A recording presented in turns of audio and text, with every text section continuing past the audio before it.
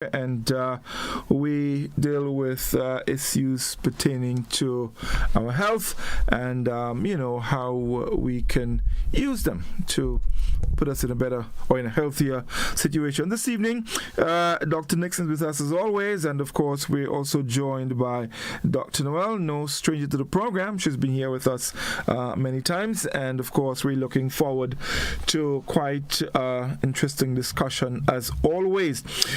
There is something exciting happening. In fact, we've been mentioning it throughout the whole issue of the frontal label packaging.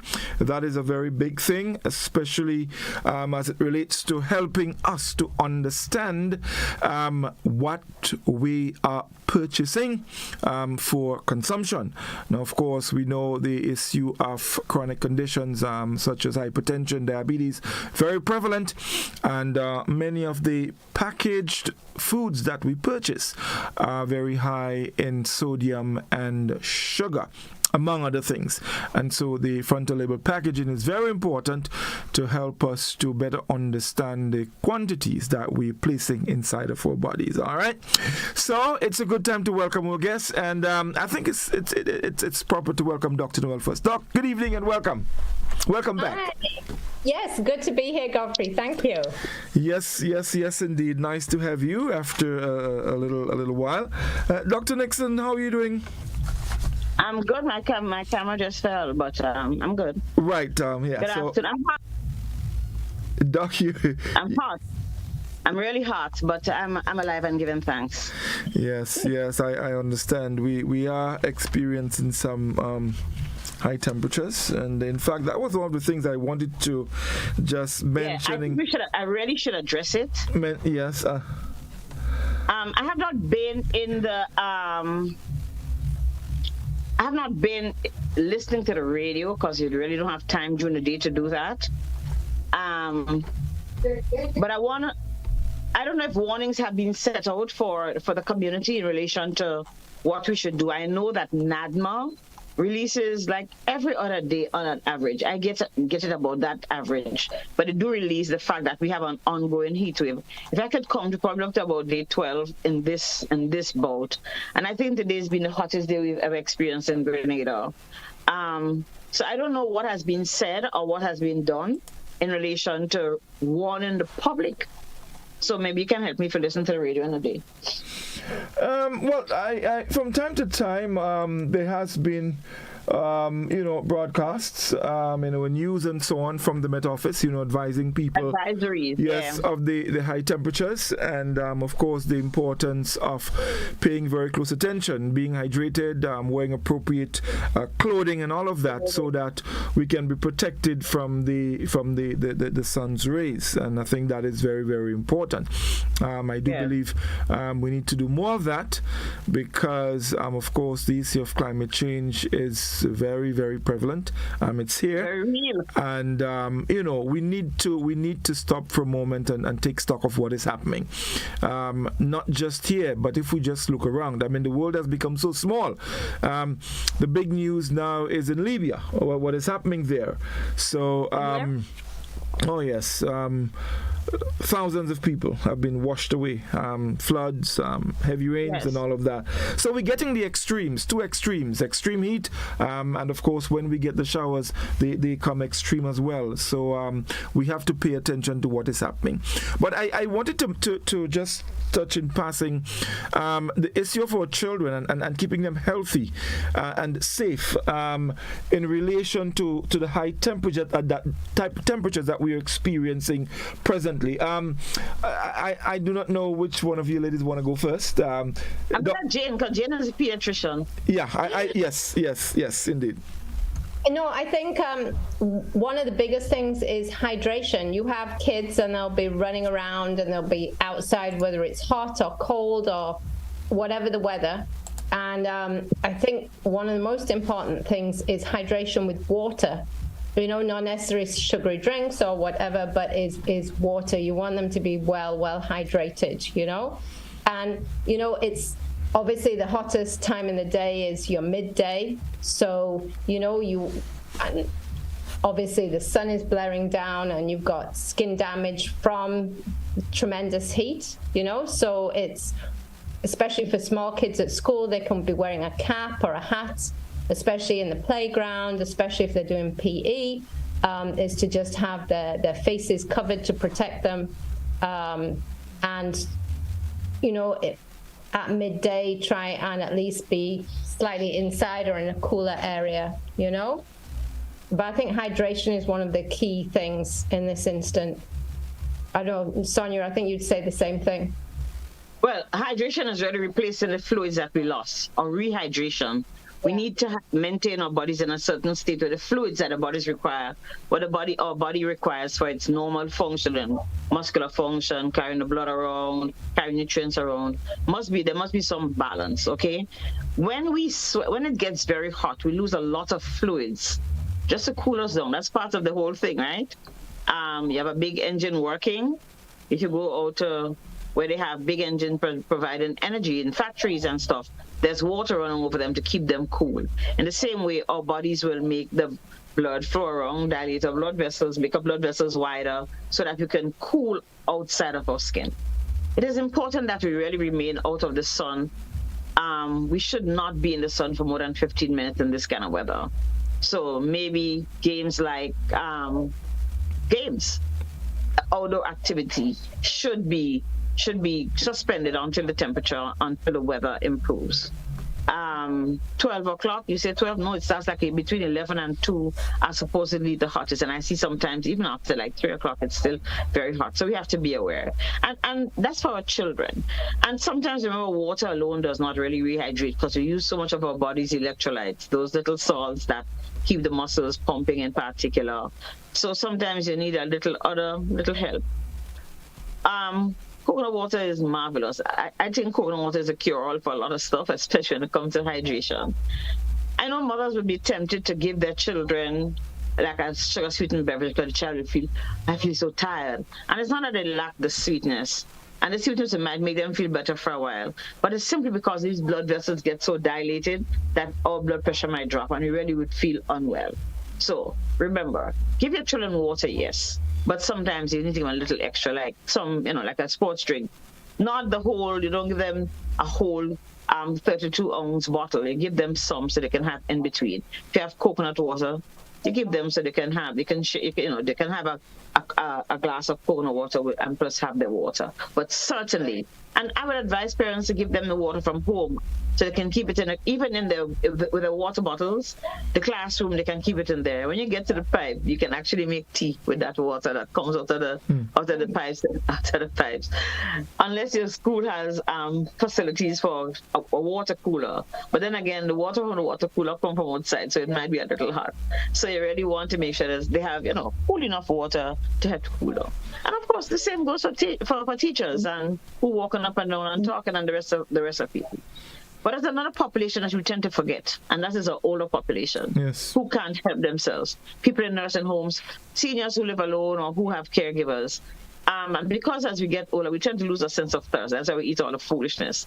We tend to lose our sense of thirst.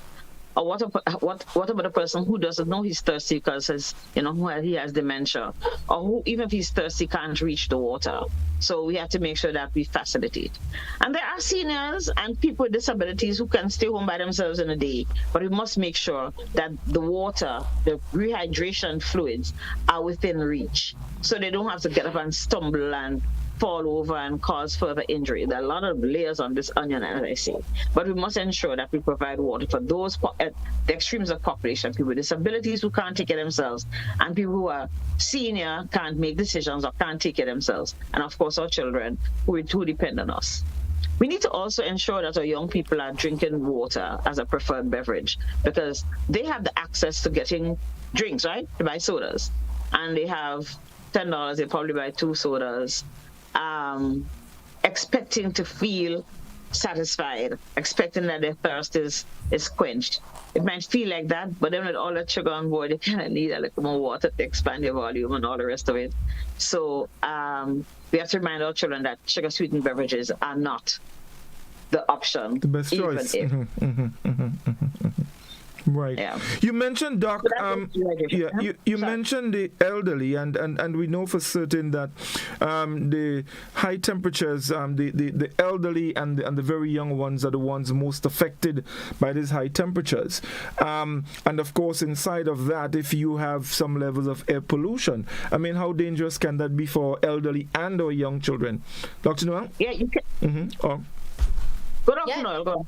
Yeah. No, I mean, like the air pollution is I mean, the height of that, and including the temperature, the high temperatures, it's difficult. The elderly, we have quite a lot who have lung issues already. You've got the people with, the chronic obstructive airways disease. You've got the asthmatics, etc. You've got the young children who are asthmatics as well. And the quality of the air pollution will have a detrimental effect on top of the heat as well, which makes it even worse, the effects on them. So again, it's staying inside at certain times of day and trying to avoid those times, like Sonia was saying, between 11 and 3, and keeping the hydration is what you can do. And then there are other people who are also highly at risk. So you have your construction workers who are outside there, and they're in concrete buildings. They're dealing with concrete, which actually absorbs all the heat. And even on the best of days, it can be a very hot environment they're working in.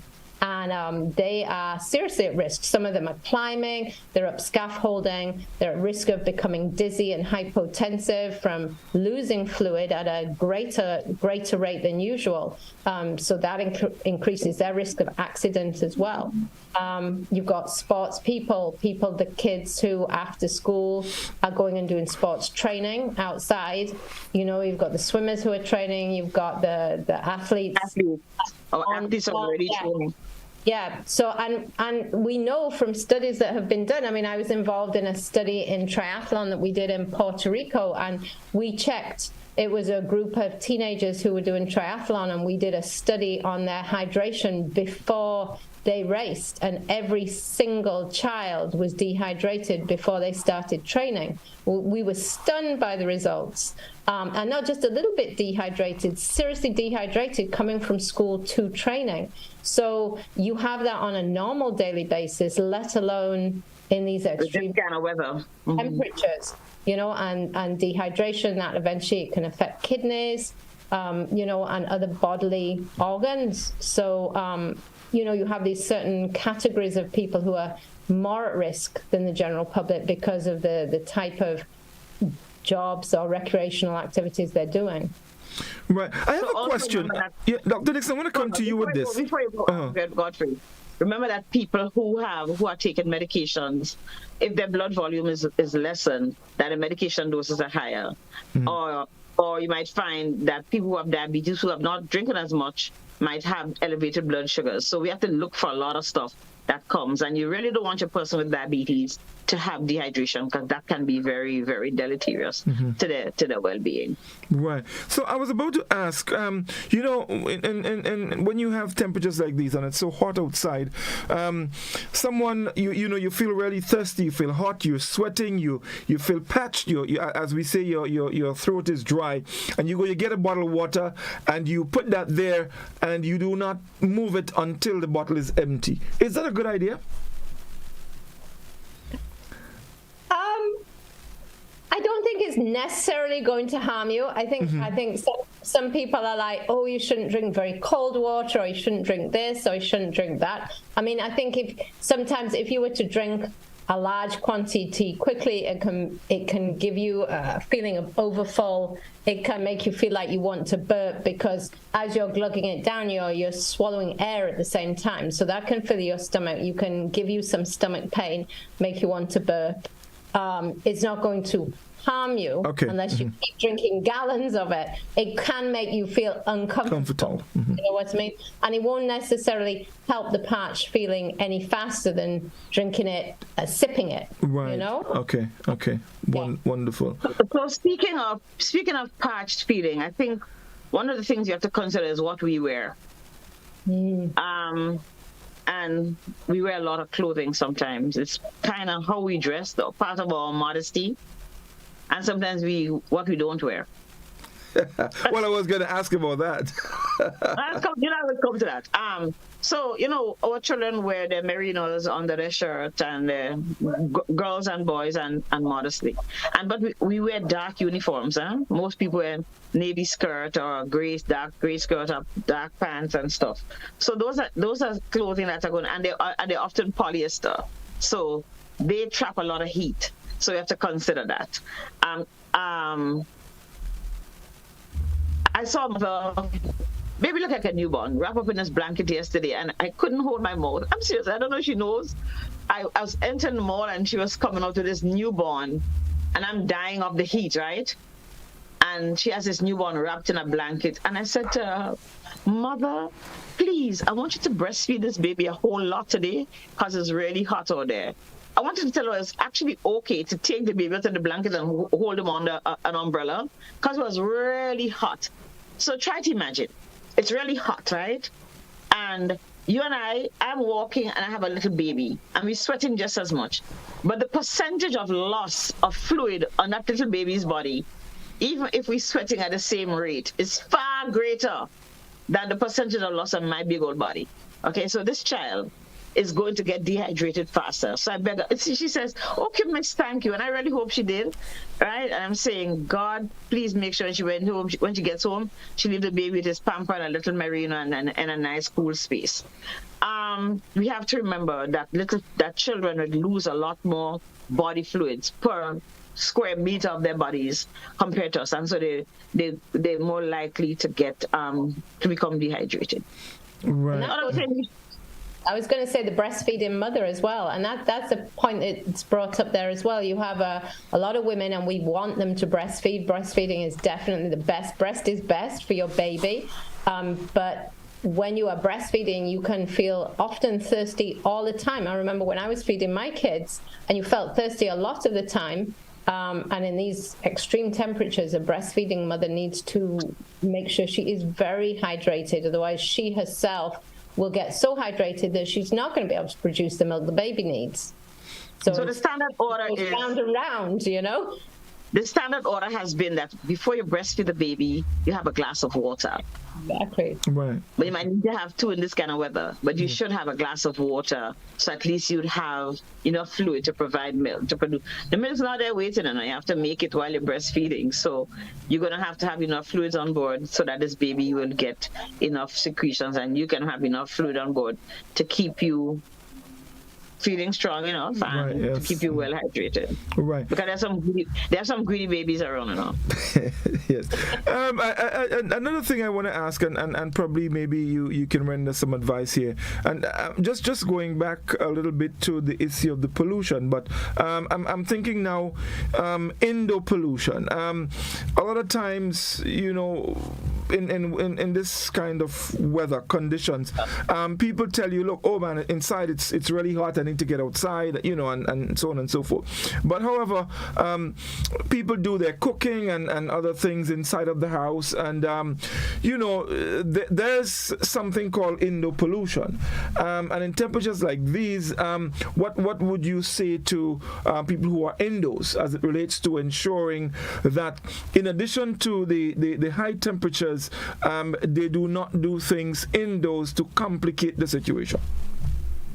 Well, yeah. I mean, if you were to put your oven on and start cooking a roast, 2 hours or 3 hours of gas, your whole kitchen, the whole room is going to go up several degrees on top of the temperature that you're already experiencing with the house. So, there are, obviously you do have to cook and produce meals, but you can work out more meals that, you try and use less of your cooker to try and reduce the temperatures in the house. I mean, that's a good point, Godfrey, Right. So one of the other things you have to consider what's in our environment.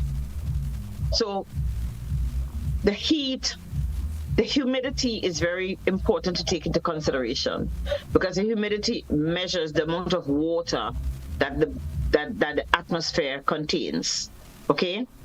But humidity is also going to trap a lot of the particle dusts, right? The particle, there's a name for it. Particulate matter. Particulate matter. Yeah. There's another word, but it's all right. Particulate matter, all these little matters, and they have different sizes. So we must remember that we also have Sahara dust around. I feel it every day because it comes out of the AC in my office. So I might feel cool, but I'm washing my eyes 12 times a day. I kid you not, right? There is a lot of dust.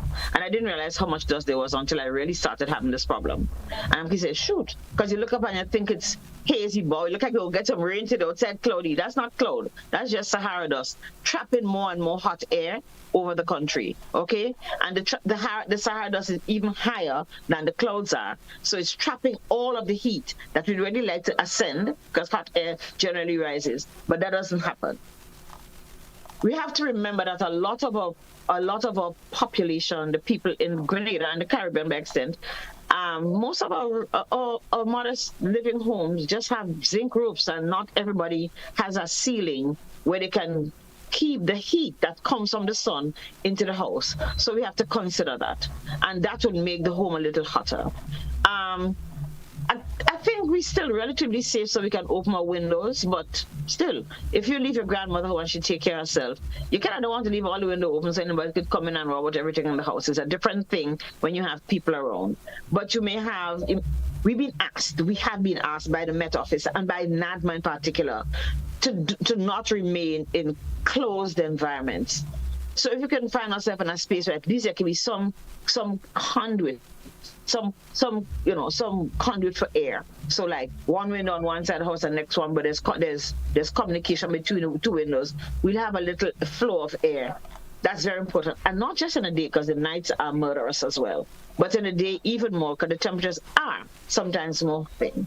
In the night, we get a lot more humidity. But remember, as I was saying, the particulate dust that we have in the atmosphere can compound our respiratory challenges.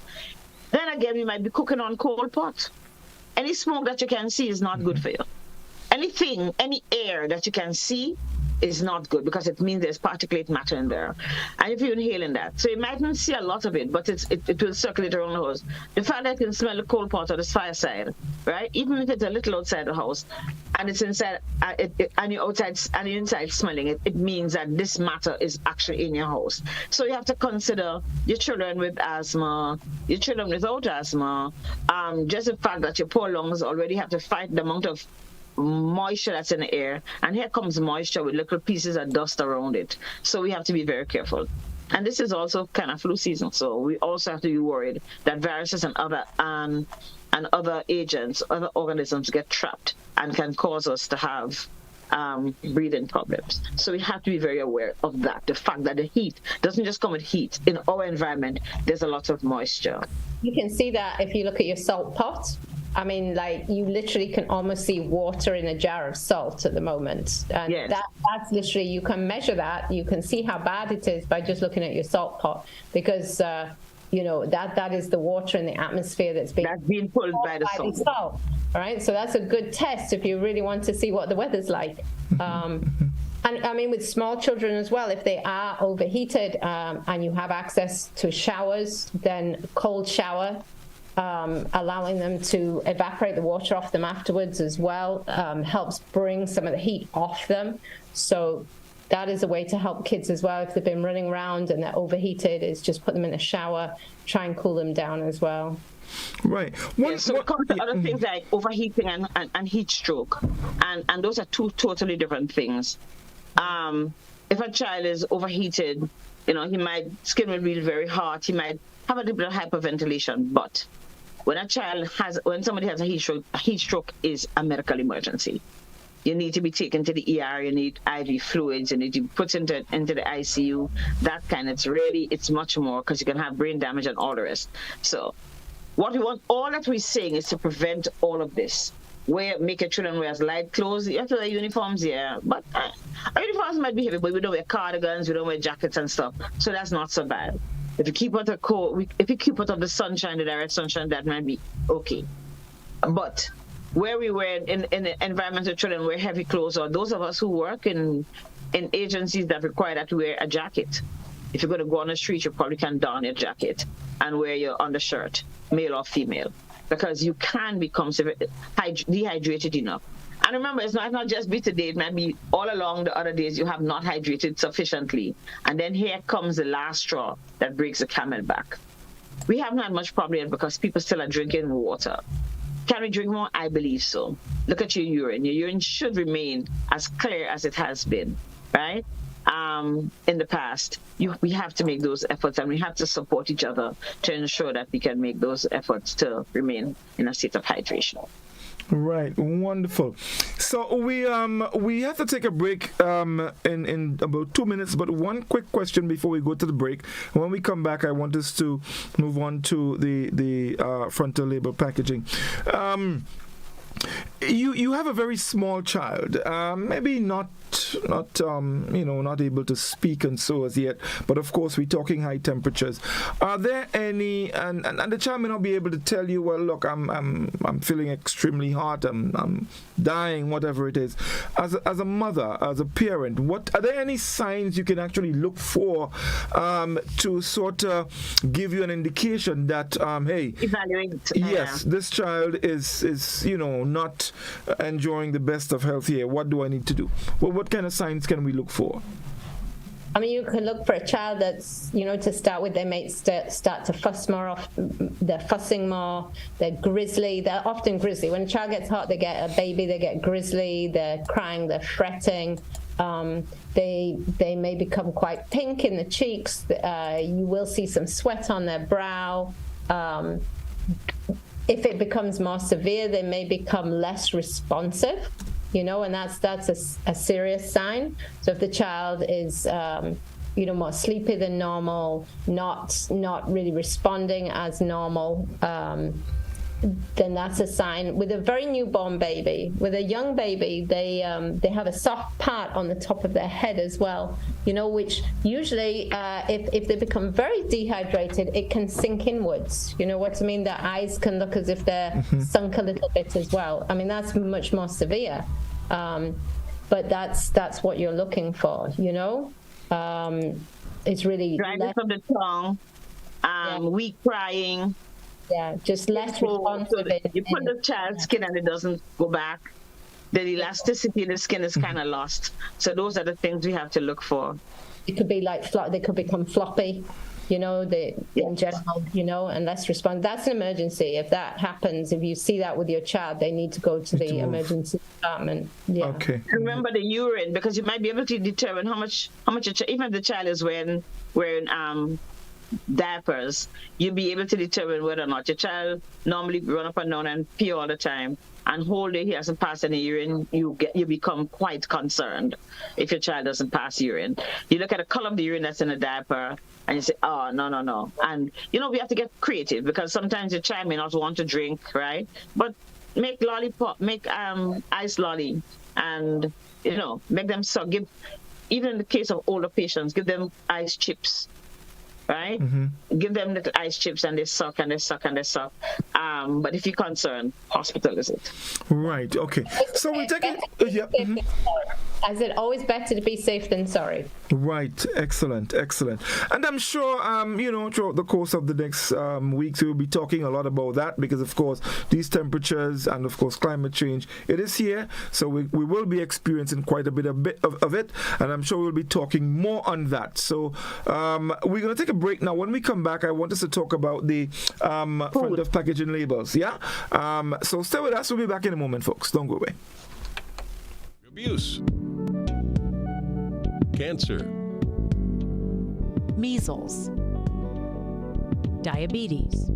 Do you have muscular pain that no one can find a solution for? Are you tired of taking meds for joints and other pains? Hills and Valley Medicare Center on Grenville Street, St. George is here to help you heal. We will help you map a path to your full recovery. Visit us Monday to Saturday for a consultation with our on-site doctor, physiotherapist, and massage team. You will be glad you did. Our Medicare Center, a proud member of the Hills and Valley group of companies. On the hilltop or in the valley, we are with you wherever life takes you. Hills and Valley Pharmacy.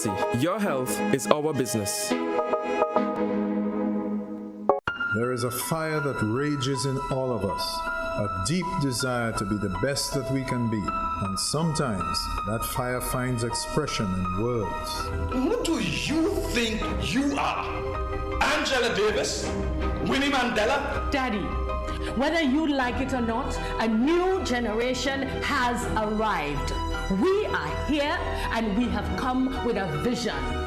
You sure is not television all you come with? The Fire to Dance, a new exciting full-length drama, written and directed by Chris DeRiggs and presented by Heritage Theatre. Opening Saturday 16th September at Grenada Trade Center and running for 2 weekends, 7 p.m. nightly with a star-studded cast.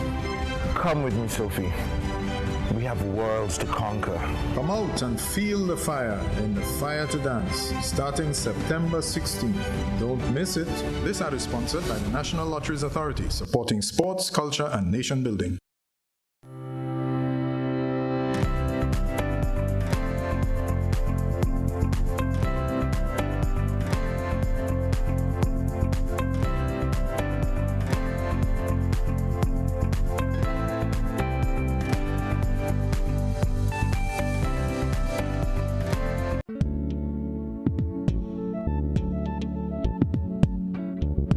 Drug abuse, cancer, measles, diabetes. Welcome back, everyone. It's Doctor and Call for today, the 12th of September 2023. And earlier we were talking a little bit about keeping our children healthy, especially as it relates to the high temperatures that we are experiencing presently. We want to talk now a bit about the front of package labels, which is very important. We've been talking about it, over the past months and its importance. And I think there is a vote coming soon, and it's important that we re-emphasize things like that, and it's in our best interest, so we can better understand, and be knowledgeable about what we are consuming, and because what we consume has a heavy bearing on our health. So we're gonna start that conversation, and Dr. Nixon, the frontal packaging labels. I want to look at this and look at let's go back a bit. Let's just backtrack a little bit and just sort of just explain this, what it is, and then we would go on to its importance and then where we are presently as it relates to that. All right, so let's start with, this year we said we're going to talk a lot about our children being well, yeah? So this hot weather is just one of it. And before we step, I want us to remember that we have animals as well that need to be hydrated and kept out. You tell your sheep, you must make sure your sheep in the shade and all of that. I just want us to remember, one world, one medicine. So we need to take into consideration the animals. And other thing, I want us to remember to boil our water. There's a lot of particulate that falls, and we have our water is above ground. So what comes in a pipe, yes, they may try and sanitize it as much as possible. I think unless we get water that is bottled and should be properly hygienated, I think we should be boiling our water to consume as well, okay? Because it's surface water and there are a lot of stuff that's going to be in there, all right? And as the river gets more concentrated, the bacteria that might be in the river anyway will be more concentrated. So,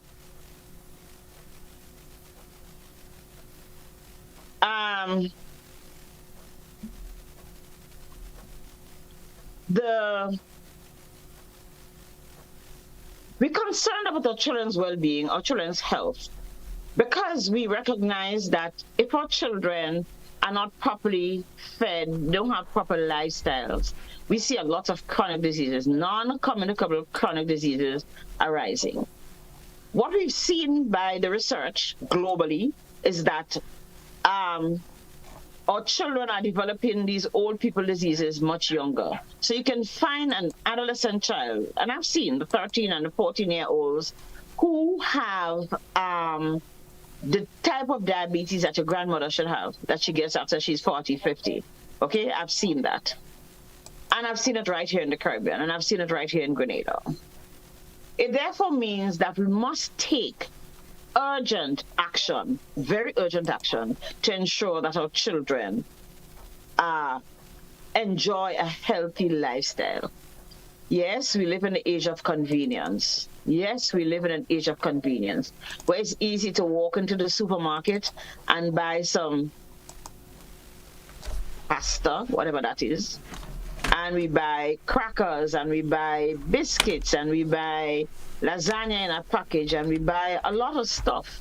That has really gone far away from a traditional diet, where a traditional diet included a chicken that you grew in your yard. I'm not saying anything wrong with buying chicken in a supermarket. I'm just saying potatoes, breadfruit, vegetables, all that were grown locally and often without the assistance of artificial fertilizer.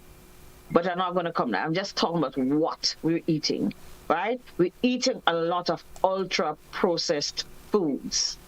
So a mother passes, and I think I can say because we don't have it here at McDonald's, and she stops her breakfast at McDonald's in the morning. Hash browns, which is white potato, which is English potato as we call it, or Irish potato we call it. And I saw an Irishman really mashing that up on TV, on the internet yesterday. Why are we eating this foolishness? Everybody in 50 states eats it, and it makes your blood sugar shoot up very quickly because the fiber content is very low. You get hash browns. She gets an egg McMuffin, but the McMuffin has highly processed flour that makes it, and some kind of fats that make that pastry thing. And then she gets a drink in a cup that they tell her is juice, but really and truly it is sugar sweetened beverage with water. Flavors. Yeah. I'm sorry, Jane? Artificial flavors. Yeah. And high fructose corn syrup and stuff that are really bad for us. And from small, this child keeps having that kind of food that he eats it and the sugar goes up and he drives everybody crazy between the restaurant and the school, and then he mad the teacher and he doesn't sit quiet because the sugar has his brain going wild, right? Because at the end of the day, most of what is contained in that food, you might get an egg, yes, and that's okay, but the rest of it is really transformed into pure glucose. What happens when we consume food that have glucose? Glucose is a currency, is what you need. Just how if you drive in your car, if you drive your car, you need petrol. If you're going to do anything, your body's going to do anything, it needs glucose. That's a currency to generate energy. So your child has glucose, but you have too much glucose. And what happens? Your brain says to your pancreas, "Hey, pancreas," which is the organ that provides insulin, "I have all of this glucose on board. I'd like you to take care of it." So your pancreas starts putting away what it can't use now because there's just so much. You need a certain amount to take it from one time to the other meal, which should be every 2 to 3 hours. But not us. We eat 2 egg McMuffin, a bag of hash browns and stuff. You might get a little bit of apple in a package, but the child don't want that because the apple going to stick up in his teeth. Okay? And then the sweet drink, and I might buy a piece of pastry. The other sweet things, the other sweet things like a lemon meringue pie or something, and you give this child to go to school. And as long as this child consumes it, even if it's once a week, as long as the child's consuming it, his pancreas just have to overwork to be able to regulate, right? By producing insulin to regulate how his body metabolizes or manages this all this sugar that we pump into him. The other thing, when he comes home, he has his phone, so he can probably get in the car, school over, you pick him up, he already has that playing, so he has really well exercised thumbs and nothing else, and maybe his eyes, right? Or children don't run up and down and play, right? He gets home, he sits down, messes down to do his homework. Nobody goes outside and play ring a roses. Nobody plays skip. Nobody roll in the road. We can't take that because there are some drivers that certainly out to kill all of us. But the level of physical activity, and then they really don't do, especially the bigger kids in primary school, they don't really play games. I know it's kind of hot anyway, but they don't really go. And this child goes on for years and years with all of this, this insult on his pancreas. And eventually the cells that produce insulin, the beta cells, get kind of tired and they can't produce anymore. So very early in his life, he already has beta cells that are not really highly productive. Besides, when you go home, what you give him? Some macaroni and cheese and some meatball that is mostly bread with some scant amount of, if you buy it in the supermarket, right? Or some sausage that is fat and flour and a little flavor of meat. Or he might eat a chicken leg that's breaded and fried. Still, we haven't had vegetables. Most of us don't. That's the truth. He has had a fruit as a snack. Nah. You want a glass of juice that's in the fridge that you buy in one of them pretty color box that come from a country that has no fruits. Because I know a lot of the fruits that we buy here come from a certain island in the Caribbean that don't have no fruit tree. So I don't know how them can produce fruits for our children to drink when we have mango spoiling and guava spoiling and mammy apple and all them things that are spoiling that we should have been putting into box to preserve so children can have. So he comes home and he drinks juice. He doesn't drink some water. He wants some juice, and you give him some juice. And then you give him some juice with his dinner. So there's all of this glucose, and this poor child's pancreas get ablated, get wiped out, okay? So he's 20, 19, 14, and he's just not managing his glucose well. So we've had to look and see what are the challenges. The challenges are our children's lifestyles and how we as parents in particular are going to enhance what is our lifestyle to start with, and how are we going to enhance the quality of life our children have, or just practice a quality of life across the board in our families so we all can be healthy. You know, I tell parents, if your mother has diabetes and you have and your father has diabetes, you actually have a 75% chance of having diabetes, right? But guess what? You have a 25% chance that you're not going to have it. So you need to use those odds to make your life happy. And there are people who have dedicated their lives to make sure that they don't have diabetes, although they have the genetic link-up. What have we tried? So let's get into the Grenada context, and then we're going to extend it a little into the Caribbean.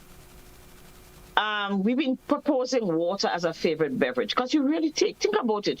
You take 35 grams. Right?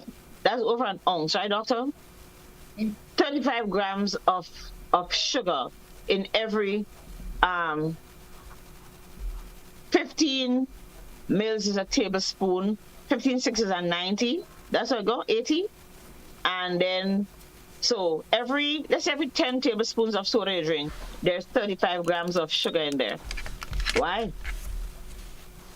Huge. And we know that sugar is one of the most toxic substances that we can consume for many reasons, okay? They tell you it leads us to have cancer, it leads us to have hypertension, diabetes, everything, obesity in particular. And like I was saying, when your insulin works well, it will store what is the surplus, so we get fat. When your insulin doesn't work well, you have diabetes. And you have now to find a way, how are you going to make your body use that energy that you consume? Are you going to consume less? Are you going to take medications? Are you going to take insulin? Whatever it is. There are lots of options. What the Ministry of Health and the health agencies, PAHO, CARPHA, WHO, whoever it is, what we want to see is that our children do not have those options, do not have those challenges that families find ways, mothers, fathers, whoever, granny, whoever you live with, find ways so that our children have a more wholesome life. One, cutting out the sugar-sweetened beverages. Cutting out all the sodas and the crap that we give our children to drink. Oh, I never had that when I was little. So, when my mother buy a sweet drink, you have to share for the 8 hours. Your mother was smart. She probably could afford to buy one each, but she bought one, and everybody got a taste. And I'm not saying you can't have a bit of a soda. I'm just saying you can't have soda, soft drink every day, and a big 20-ounce or 2 20-ounce sodas. Okay? And the World Health Organization has just also decreed that we cannot give our children beverages that are sweetened with artificial sugar. So that's not an option. It's now illegal if you give your child a sugar-free drink. Sugar-free drink means that there's no sugar in it, no artificial sweetener, no sweetener from outside. You can make orange juice with orange, right? Or a papaya juice with pawpaw juice with pawpaw, but you can't add aspartame, whatever the thing is that they use to make our drinks taste sweet. The other thing is that if we start cutting the sugar that we give our children, they get accustomed to not having sugary foods in them. So, Doc, I just want to just button a little bit. So, as it relates to the front of package labeling, how can that help to reduce the quantities that are so dangerous for children? So, front of package labeling is a system that is the ultimate thing. One of the things, okay? One of the tools that we're using to control what our children consume. Front of package labeling is the octagonal front of package. There are lots of forms. If you buy cereal or stuff from Britain, you'll see they use the traffic light one with a red, yellow, and green. You see it on the front of the cereal box. You see it in front of stuff that comes from England when you get barrel, right?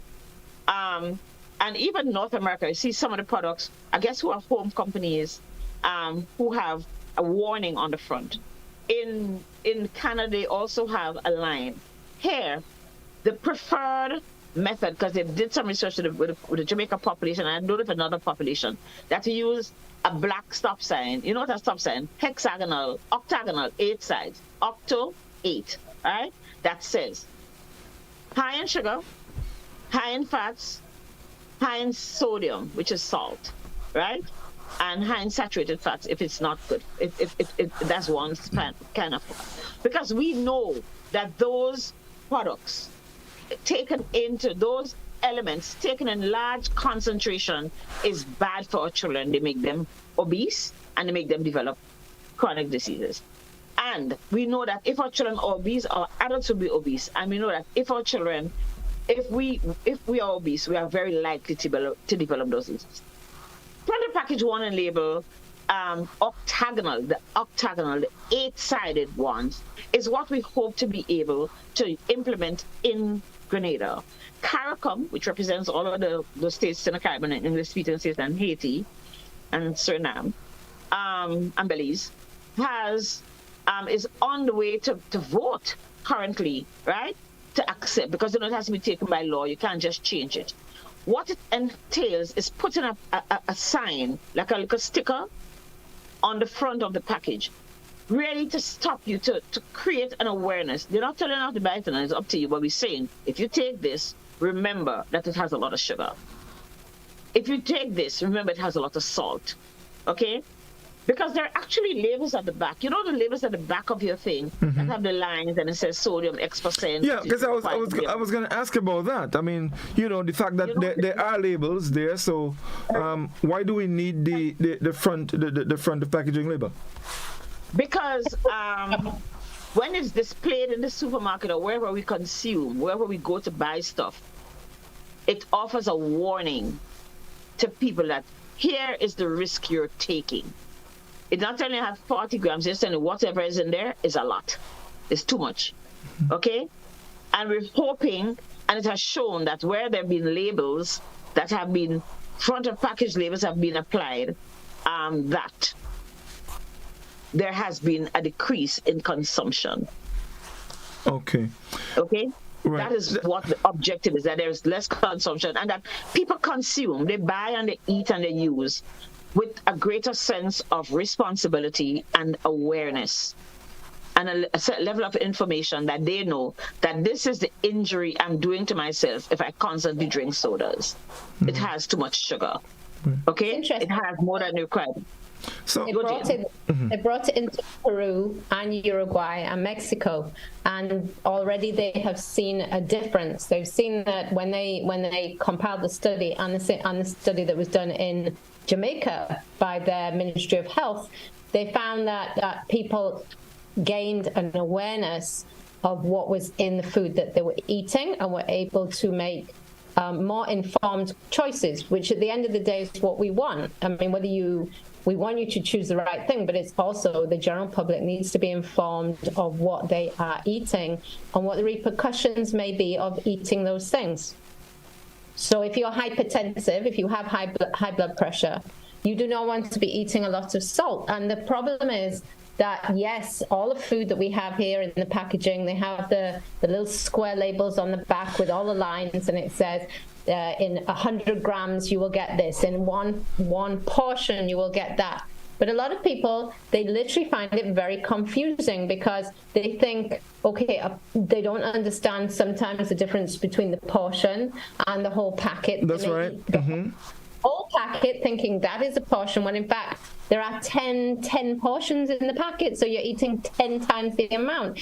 And these numbers, sometimes, yes, they say percentage of your recommended daily diet, right? And that's for an average person, right? But if you're hypertensive, you should be having less than maybe the average person when it comes to salt. If you are diabetic, you need to understand the amount of sugar that you are eating and the portions that you're eating. So it's not that it's so people can understand those, so that I can easily look at a label and say, wow, that label tells me, it stops me short and it says, okay, that product is really high in salt. I need to really think whether I want to buy that or not. Or if I do eat that, then that should be it for the day. I shouldn't then be having another packet or another thing that also is very high in salt today, or another one, because otherwise my salt is through the roof and my hypertension is not going to improve. All right, and that's the same for your diabetic. And in this instance, when we're talking about children, because as Sonia said, you know, we have now 20% of Grenadians' youth are obese. 40% of Grenada's adults are obese, and studies that have been done in Grenada, all right, in Grenada on our own people are showing these results, and they're showing that over the years from 2016 to 2023 that we have had a significant increase in the percentage of children, even in preschool, who are now showing obesity who didn't before. So this is an ongoing situation, and so parents and children when they get a little older, but at the end of the day, children up to the age of 6 and 7 and 8, the parents are buying the products for the child, so the responsibility is on the parent to know what they are feeding their child. All right, and so those warning labels will give them an idea. So you are not going to feed a child 6 different foods that all have a high sugar warning label on them, you know, because it adds up. And we're hoping that these kind of labels will just give people more understanding of what they're purchasing, and that they are informed what they choose to buy. All right, and they know the consequences. Yeah. Right. So another question here, as it relates to ensuring the success of this, because I mean, as a people, you know, you go to the shop a lot of times, you don't pay attention to things, you just go, you pick up, you know, you're going to get you're going and buy a tin of corned beef, and it's your corned beef that you want, you go, you pick up, you basically look maybe for the one that has the best price, you pick it up in your bag and you're going about your business. Are we going to be engaging, for example, let's say supermarkets and agencies who are involved in that, wholesalers, in helping that drive to raise awareness of that? Are we? Well, hear me. We hope so. And the truth is, this is not aimed at putting people out of business. This is it. Godfrey, dead people don't buy nothing, you know. No. Well, no. I am not. I'm just thinking here. I mean, this could be the effects could be far-reaching in terms of the people who manufacture or who make these foods, make healthier foods. Who distribute in our situation, because we mostly have distributors, and I think it's a fair question to ask, because I'm sure they would listen to this. I'm sure they would have a discussion. The objective of this is not to put anybody out of business. Right? This is going to be something that's going to be implemented worldwide very soon. Okay? We've had taxation on sugar-sweetened beverages. There's been taxation on sodas, right? And it has been implemented. It means that sodas cost us more. They do. What happens when you tax sodas? As the Mexicans drink a lot of sodas, one in particular, because they have such bad quality water. Okay, so soda is their hydration element, right?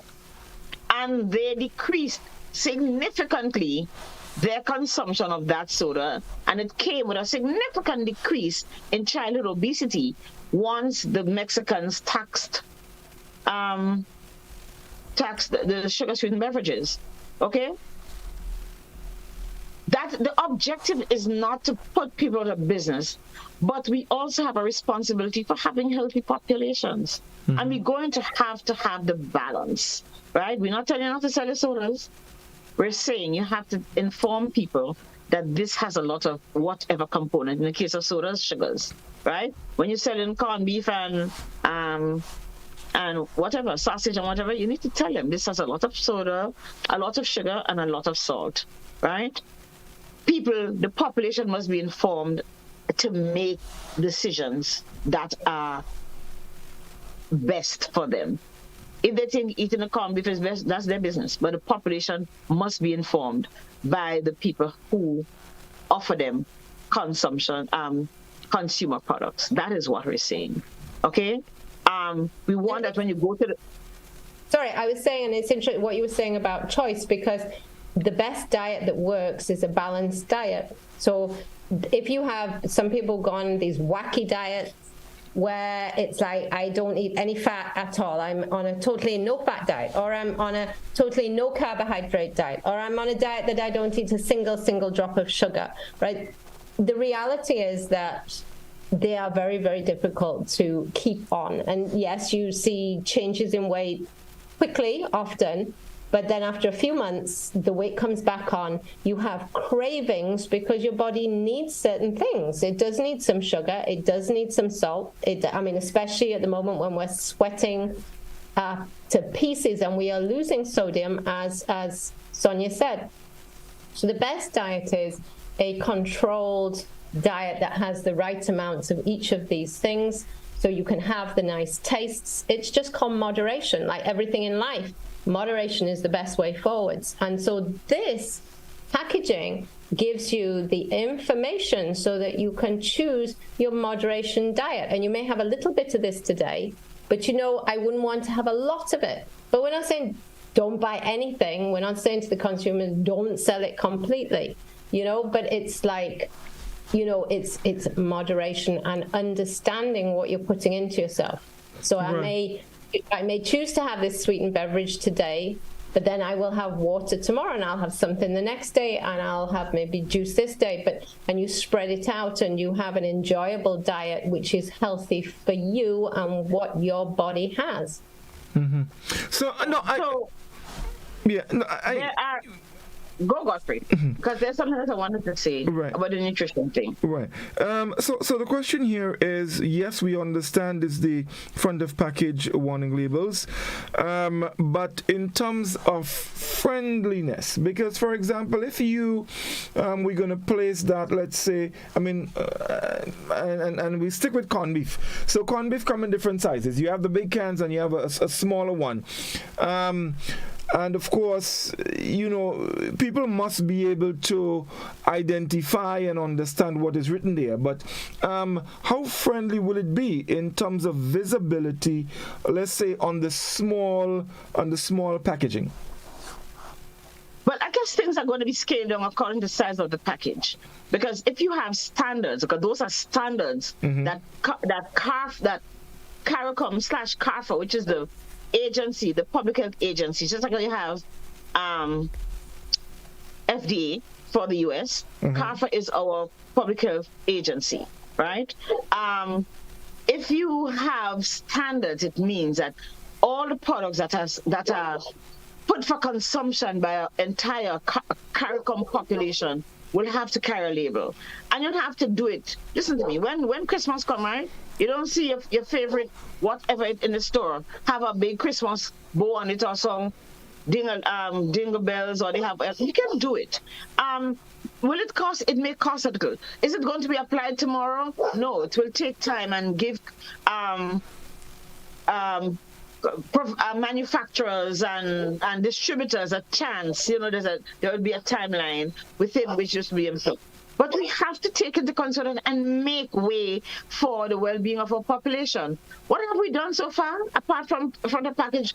And front of package is something that we're now advocating for, because we should have voting within the next month. Okay, Grenada is supposed to be voting on this. We done, like I said, the taxation of sugar sweetened beverages. We have a school nutrition policy. We have PAHO nutrient profile, which says what should be contained in what nutrients should be contained in the foods, etc., etc. There are other efforts, but we have a barrage of stuff that we don't manufacture most of, but that we import, that are distributed, that have nutrients that are not acceptable for the well-being and the general nutrition well-being of our population. And therefore, this is why this is being done. At the same time, the population will be educated as to why they should read the front of package. It's a stop. It's kind of saying, oh, let me see what's inside this. Okay, so you go to buy, I don't know, whatever product you buy. You look at the corned beef and you see all the corned beef and you see, well, this one, because it's supposed to have a high in salt, but it doesn't have a high in salt label. You know this is the one with the lowest salt, okay? It doesn't have a high in fats label. You know this is the one with the least fat. Or if you choose to buy your favorite brand, you know that your favorite brand does have, right? You know that your favorite brand does have high in fats, but you know what? I can't eat a lot of it because I'm being reminded here that it's high in fats. Okay, so those are the things that that are going to happen. Right. Not something that's going to happen tomorrow, right? We see that. That's. You see right. that? Yeah. Okay, Godfrey, I'm just going to hold that up, but that's just an example of how it might look. Okay. So they're not huge labels, but they're there so you can see them. Right. That's an example. So I want, because I'll tell you, there's so many questions about this, and I'm wondering here in terms of the challenges to get this thing passed, because I'll tell you, we have countries like Trinidad and Tobago and the Jamaicas and the Barbados who are they are able to they're bigger on manufacturing than the smaller islands, and I can tell you from experience, for example. There was some regulations as it relates to other products. One of them, for example, being toilet paper.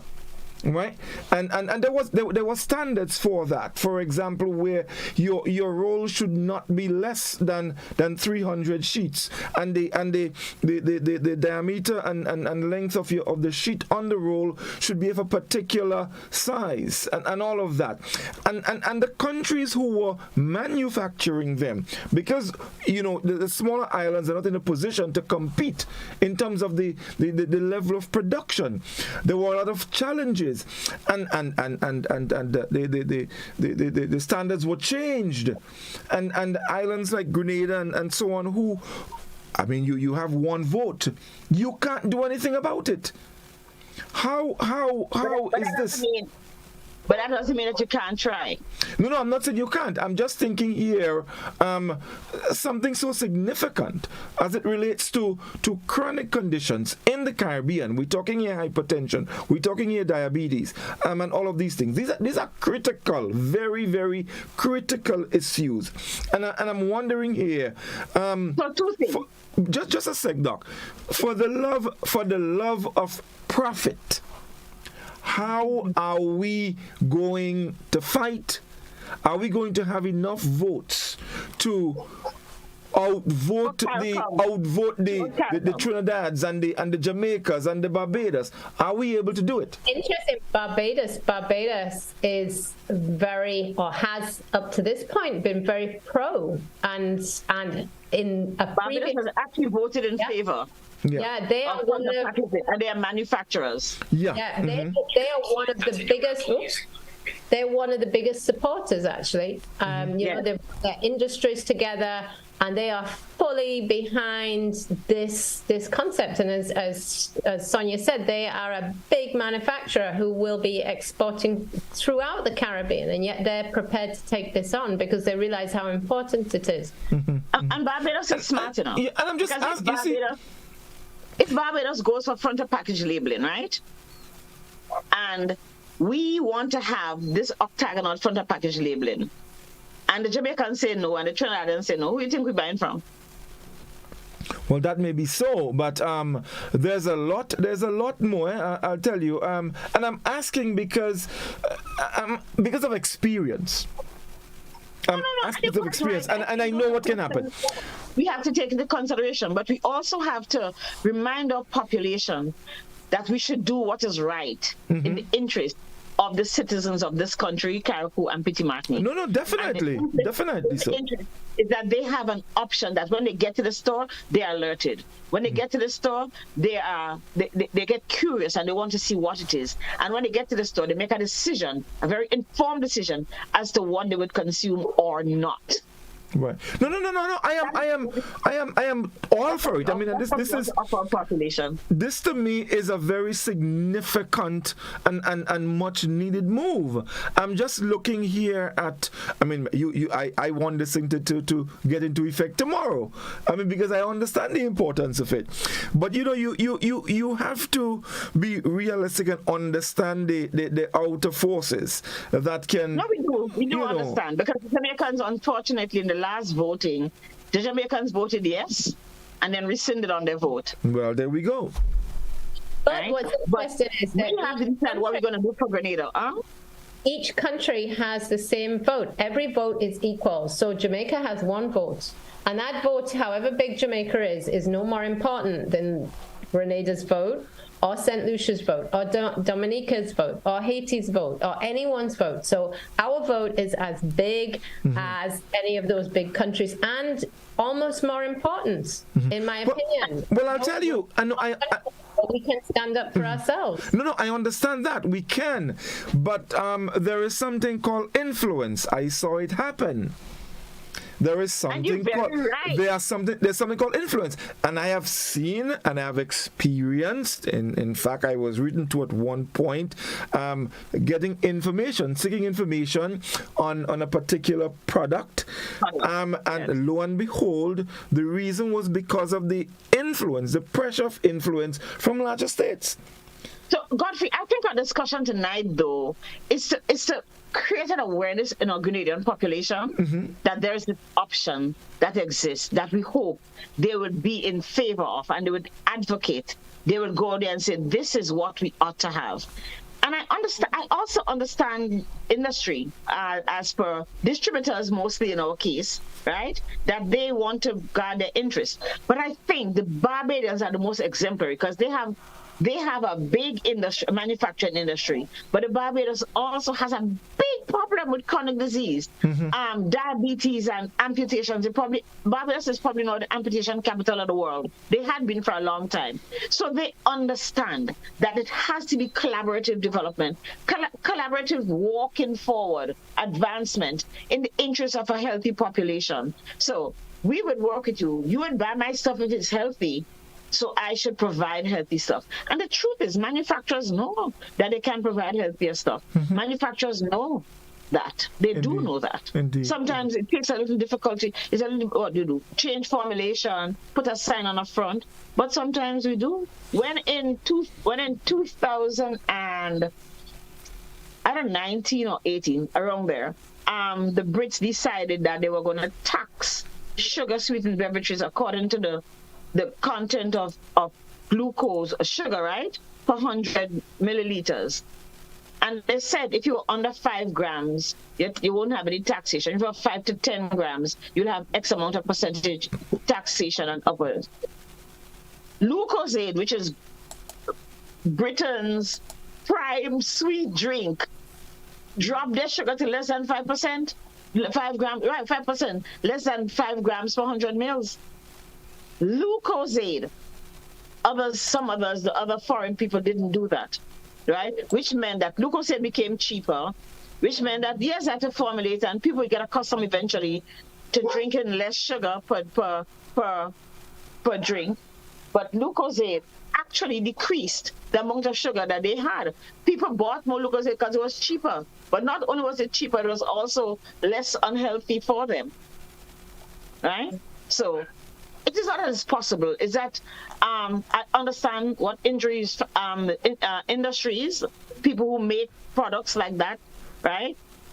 But we also know that a lot of the products that we put that on which front of package labeling will be put is because it's products that are ultra processed foods, very highly processed foods that have a whole lot of sugar, a whole lot of fat, whole lot of sugar, whole lot of fats, and a whole lot of salt, which we know is not good for a population. So that is what I want. We want our population to understand that here we are advocating for something that in the long run will be of much better use. Eventually we get accustomed to knowing what we should eat or what we should eat. But you don't just walk around and say, well, this is 25 cents. It has 50 grams of cookies. But this one is 30. Let me take the 25 cents one. Right? And when you look at the 25 cents one, it has twice as much sugar as the little one. Right? And you don't know. Just take it because it probably costs cheaper or because they're packaged pretty. Because that's the other thing. They have the nice, pretty package that you just cannot resist. You can't resist. Yes. Yeah.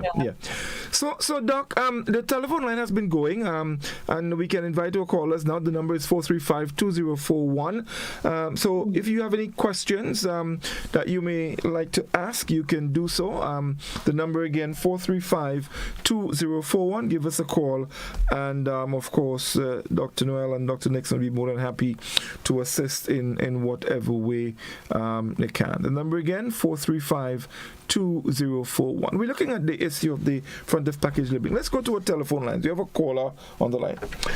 Doctor in call, good evening. Hello. Good evening, caller. Hello. Yes. Hello. Yes. Good evening, caller. Yes. Good evening, and good evening to your guests. Now, I listened to the conversation, and would you be surprised to know that I discover that they're putting salt in brown sugar? I discovered that, and I was shocked and amazed to know that. I just happened to put a teaspoon of sugar in my mouth because I thought, I needed some extra energy. And to my great surprise, the sugar was salt. Yeah? Surprise. Okay. No, you're talking about diet and trying to stay away from the ultra-processed food. But here is what is happening. I sent to get cabbage in St. George in a supermarket. And to my great surprise, half of cabbage was $14. I understand now that fish has gone to how much? $12. Yeah. I understand today. Somebody told me fish is $12 a pound. Sometime last month, a chap told me that he purchased fish for $13 a pound. So if vegetable guys are chasing the imported food with our local price, local food, what do we do? How do we get away from that? Because vegetables are not cheap these days. 2 pounds of potato cost me $14. Yeah? So where are we going with this? How are we going to get away from the processed food or ultra-processed food, the starchy food, the stretch diet, the rice, the bread, the flour, the cake? How are we going to get away from that when our own people are doing us some injustice? Who is looking into this? So I think that's a very, very good point. Thank you, sir, because you have to provide alternatives, right? Remember that, eh? You have to provide alternatives. And putting a label on a package is an alternative. It makes you make a choice. Remember that. So in dealing with the whole nutrition or feeding phenomena in Grenada, it's not just one layer. You have Ministry of Agriculture has its responsibility. Ministry of Trade put taxation on things that are public. They tax alcohol, they tax tobacco, they tax sugar-sweetened beverages. There are a lot. The Ministry of Agriculture does have its responsibility in ensuring, because you're talking about food security, that's what you're talking. I need to have something to eat, right? If I can't buy potatoes, I'm going to go and buy flour and make some dumpling, and I understand that clearly. Sure. But the Ministry of Agriculture has its responsibilities. I know they have programs. I remember right after COVID, they tried to start the backyard gardening programs, and those programs are still opening. Is that a lot of us have not gone, maybe have not accepted it. And, as we create greater awareness, I think we still should go to the ministry and see what is. And maybe the ministry needs to start selling what their plans, what their programs are again, so that we can have food security. Because your point is very important. How can I be sure I can get the food that I need? Mm-hmm. So thank you very much. Thank you, caller. Yeah, thank you. Thank you very much indeed. Okay, the number is 435-2041. You can give us a call now. The telephone line is open, and we'll be happy to. I wanted to make a little thing. I don't know. Mm-hmm. I don't know about sugar about salt and sugar. That's kind of new. I don't know. I don't have any proof of that. So I want you to explain to people why we use salt. Remember, long before fridge and place, we use salt to preserve, right? We use salt to preserve foods. That's what salt principally is a preservative, but it's also a flavor added. Tell you the salt, so food without salt don't have no taste. Salt, when the salt loses flavor, they spoke of it in the Bible. But salt gives flavor, and it gives a nice flavor. It's just that we have become accustomed to using too much of it, to the point where it has had negative effects on our well-being. And that is where the balance is broken. And that is where we have this now. We come to this that, hey, tell people there's a lot of salt in there so they can make a decision, so they can eat less of it and all the rest. That is why we at this point of saying, let us put some labeling on the front of the package so that people can understand this. Put this hexagonal stop sign, this black hexagonal sign that says high in fat, high in sugar, but salt has been a preservative. I don't know why they put it in the sugar, but hey, maybe it makes the sugar taste nicer. Right. One other question, Dr. Dolly, maybe you could probably come in here. The labels that we are pushing for now, is it going to be directed only at sugar and salt, or other preservatives in some of the foods? It's directed at sugar and salt, but also fat. Fat and trans fats, so different types of fats. So there are those, and also I believe that there is also one which will be put on if there's artificial sweetener as well. Mm-hmm. So an artificial sweetener one as well. Because artificial sweetener is already illegal. You can't provide artificial sugar. You cannot put artificial sweetener in children's food, because they tried to do that, but the World Health Organization went ahead and issued a decree that no foods that, because they said, it has all the sugar, let's put aspartame, which is the most commonly used one, in the sodas and children can have. There's no sugar in here. They said, no, thank you, because we know that those products actually cause cancer. Mm-hmm. Yeah. Okay, so that will be one of the hexagonal labels as well, so that people understand. They can easily see this has an artificial sweetener in, so there's no way you should be giving this to your child, but also for yourself. Also for yourself, you know what I mean? That's right. So those will be the main categories: the fat, the salt, the sugar, and then you've got artificial trans fat.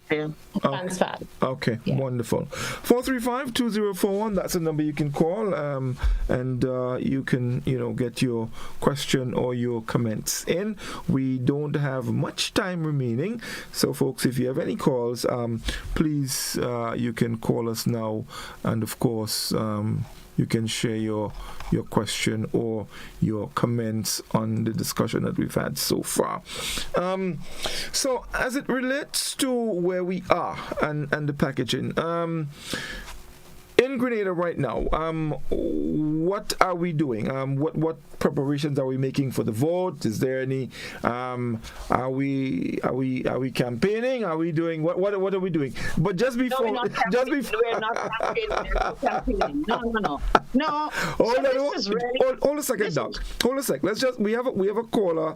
We have a caller on the line. Let's see if we can get that. The caller was trying to get in. I don't know. I think we may have lost the caller.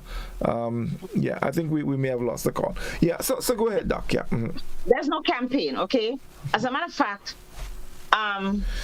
there are, I don't want to say agencies, there are stakeholders who have access to ensure that there's a vote, whether everybody votes according to what they think is right, yes or no, or abstain. But there's no campaign. There's no campaigning. So we're not campaigning for a yes or no vote. What we're doing is creating an awareness in our population, because we need to open the discussion. I want people to be talking about this in the office tomorrow. What do you think? What do you think industry should do? The process is very private, and so we private to a point, but it's structured. It comes out of CrossQ. They have the directions as to how this process should occur. CrossQ is the FDA part of CAFA, right? They're the ones who control all the standards, of what you human beings are going to consume, right? So remember, we're trying to establish standards of our foods as related to manufactured products, as relates to the content of sugar, fats, salt, and trans fats, which is a special kind of fat, which is already banned in some parts of the world. So I don't know why we haven't trans fats here. If you go to the store and see somebody trans fats, you can make noise about it, okay? Because you're not supposed to have trans fats in any food, right? But certainly, you're not supposed to have trans fat because it really causes cholesterol to really shoot up very quickly. And like Jane mentioned, eventually, what's that again? Aspartame. But we know the rule on aspartame already, so I think people are going to be kind of cautious about, right? The sugar sweetened, some of the diet drinks already have aspartame, but you're not supposed to sell it to children. So you have to be very cautious about things. Right. Okay. But there's the people who are stakeholders. So be people like the healthcare people, the people who are manufacturers, who are distributors, the people who do the community, the people who are like the health agencies, the organizations that support childhood, that fight against childhood obesity, whatever local commission like us, yeah. Right, the Chronic Disease Commission, Diabetes Association, Cancer Society, and those agencies who really have seen the effects of these nutritional products and what they do. So there is going to be a vote, and by 14th of October, we will know exactly what is Grenada's outcome. So we really hope that people will start to, support the Cancer Society, start talking to different people, and raise the conversation in the community, because Grenadians talk about the things that they like and the things that they don't like with sufficient passion. I think we want all Grenadians to be informed about why this is important to our population as a whole. We don't have any power over what will be the outcome of the vote, right? But if the vote is not in favor of the nation, people should even be talking about it more, because unless you have to have a certain amount of vote overall in CARICOM for this to go through as rule, if it goes through as law, we're going to have to adhere. That's the bottom line. Okay. But so let's see if we can get that call in. That person been trying to get through a while now, Doc. Sorry. Doctor and call, good evening. Hello. Yes. Yes, good evening, caller. Go ahead, please. I didn't get that, no? Yes, go ahead. Go ahead, caller. Yes. Miss Nixon, you are doing very, very well. I like how you're explaining and your determination. It's very good that you, to some extent or to a great extent, you're educating us. Oh, I know about myself. I've been educated on the grounds of what you have said this morning. I'm further being educated on the grounds of what you have said tonight. Keep up the good works. Thank you very much. Thank you, caller. Thank you very much indeed. Thanks a lot. Yes. This is my gift to my Grenadian population. Yeah. This is what I do for my people. Thank you so very much. And I want to ask people, remember a thing at the beginning of the year, Godfrey. Learn something, one thing, and apply it in your family. And this is one thing I'd like families to talk about. How I can get a label on my package when I go to the supermarket that could advise me as to whether something is good for me or not. Because that is what the package label is. Is this good for me? what is not good in this for me? How is this going to affect my family? Because we already know what fat and sugar and stuff does to us. So when I see it, it says, oh, whole breaks there. And you might want to turn behind and read what's behind. But it says, whole breaks. You read it, okay, am I going to take this? If I'm going to take it, remember, I am taking the risk on my own life. But at least you're informed that this is not as good for you, or maybe it's bad for you. Okay? Because sometimes we don't. You're diabetic and you're hungry in town. It's easy to run in a shop and buy a pack of biscuits. Am I right? But you know, when you go, this is high in sugar. Oh, I'm not supposed to have sugar. I didn't think it had so much sugar, you know? And this is not going to only be just talking about high in fat, high in sugar. We will be continuing to educate the population because there's just so much information that we all have to gather. Indeed. And I'm going to ask everybody, just open your minds and shush. Talk to your neighbor about this. If you don't understand, ask us. I'm willing to talk to people about this again, okay? And when you see us enlightening the population, join us. Come ask questions, because there will be times when we'll be out on the road telling the population, here is our view, here is how we feel about this. Come to us, ask us questions, ask us questions. Tell us what you understand, what you don't understand. Information is very good. People without knowledge will never survive. So Doc, we basically out of time. So I would, of course, Dr. Noel, a minute or two to round up and summarize the discussion for this evening. Well, as Sonia said, you're going to be seeing us out on the streets probably on Saturday. We'll be up in Grenville. Some of us will be in Grenville, some of us will be in town, and we're going to be there educating. That's it. That's why we're there. Not saying do this, do that, do the other. We just want people to understand and have more control of their own lifestyle and control of what they're consuming and being able to make healthy choices. We want to try and have a new generation who have better choices than maybe some of us have made in recent years. You know what I mean? Education is key to that. We're going to keep on as our National Disease Commission, Cancer Society, etc. We're going to be having more activities to engage the population, engage our leaders over this year.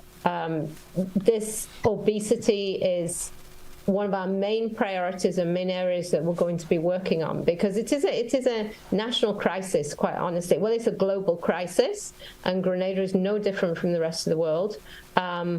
And the best way we can look after ourselves and look after our families is by educating ourselves, and that's where we're going to come in, hopefully. Okay. So, Indeed. Thank you very much. Dr. Nixon, 30 seconds. 30 seconds. Okay. Yes. No, again, I remind people, take this into your homes. That's why we're here tonight. So information comes here and can discuss it. We have to preserve our youth. I looked at obituaries tonight, I'm like, what do you know? Right? So we have to ensure that our young people, our children, our adolescents, all have the option, the gift of being able to fulfill what should be their natural lifespan. Okay? If you die before 70, you've died prematurely. But we have options, we have decisions. This is just one of the tools that we're talking about that will empower our population to make sure that our children, because we're focusing a lot, remember we talk about that, on how our children get through the school year. Okay? This is one of the things, one of the tools, and how they get through their lives and what they're going to teach their children and what's going to be available to their children, and it goes on and on. We talk about changing, about having a country that's productive. Ill people can't produce. Sick people can't produce, and they take a lot out of the state wealth as far as healthcare is. So let's try and make this whole journey on which we are one that is focused on creating healthy adults. We no longer die from measles and chickenpox and them kind of stuff because we have vaccines to take care of that. Let's make sure that we can use our foods to be a healthy nation and a highly productive nation. Talk to your friends about this, talk to your family. Have a good night. Yes, thank you very much indeed, Dr. Nixon. Thank you very much, Dr. Noel, for being here. This is such a very, very important topic. We need to get on board, folks. Our health is involved, yes, and I'm sure every one of us would like to live as long as we can. You know, just getting up in the morning, opening your eyes to the beautiful sunshine, even though it's hot outside. But you don't want to miss that. You don't want to miss that. You don't want to miss those, beautiful days. So it's important that we consume what is best for us, and so we can live as long as we can. Again, we are experiencing high temperatures. Please protect yourselves. Not too scantily dressed and not overdressed. Consume a lot of water and keep yourself safe. All right. Thank you very much for staying with us. There's COVID and other respiratory things around. Yes. And boil your water because there is a little bit of gastro. Yes, yes, indeed. And folks, we're still in the hurricane season. It doesn't mean that because we're experiencing high temperatures, we cannot have hurricanes.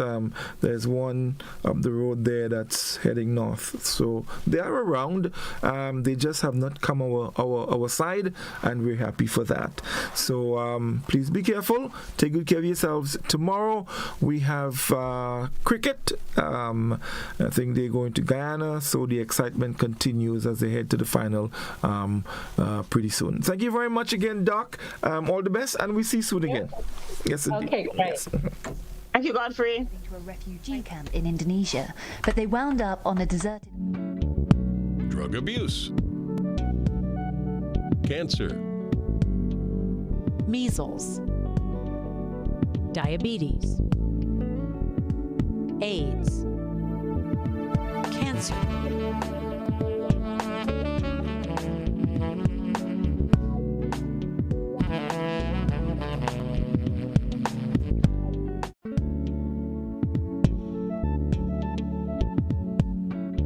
Do you have muscular pain that no one can find a solution for?